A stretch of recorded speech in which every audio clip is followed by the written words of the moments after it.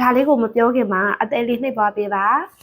ဆိုတော့တထေးဖားတယ်လို့ပြောချင်တယ်ဆိုရင်တထေးကိုကျောင်းနိုင်လို့လည်းပြောလို့ရတယ်လို့နိုင်ကျန်းကျောင်းနိုင်ထောက်ကဲအမျိုးမျိုးပြောလို့ရတယ်ပေါ့နော်အဲ့တော့ကိုခေါ်တဲ့ပုံစံမူတည်ပြီးတော့ပြောလို့ရပါတယ်ရှင်အဲ့တော့တထေးဖားတယ်လို့ပြောချင်တယ်ဆိုရင်ประจบကျောင်းနိုင်ဖားတယ်ကိုประจบประแจงประจบประแจงဆိုပြီးတော့ပြောတယ်အဲ့တော့ဖားတာလို့ပြောချင်တယ်ဆိုရင်ประจบကျောင်းနိုင်ประจบကျောင်းနိုင်အတူလေးပဲပြောလို့ရတယ်ပေါ့နော်ประจบဆိုတဲ့စကားလုံးနဲ့တထေးဖားတယ်လို့ပြောချင်တယ်ဆိုရင်ประจบကျောင်းနိုင်ประจบကျောင်းနိုင်ဆိုပြီးတော့ပြောတယ်ဖားတယ်ကိုပြည့်ပြည့်စုံစုံပြောမယ်ဆိုရင်ประจบประแจงประจบประแจงအဲ့ဒါကိုအတူကောင်းနေနဲ့ประจบတလုံးဆိုပြီးတော့လည်းပြောလို့ရပါတယ်ရှင်တထေးဖားတယ်ประจบเจ้านายประจบเจ้านายဆိုပြီးတော့ပြောလို့ရပါတယ်ရှင်နောက်ထပ်ဗီဒီယိုလေးတွေလေ့လာခြင်းနဲ့ဆိုရင်တော့ YouTube channel လေးပါ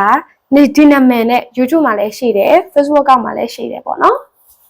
ရှာကြည့် follow လုပ်တာပြီးတော့အမြဲတမ်း update ပါလို့မှာချင်ပါတယ်ရှင်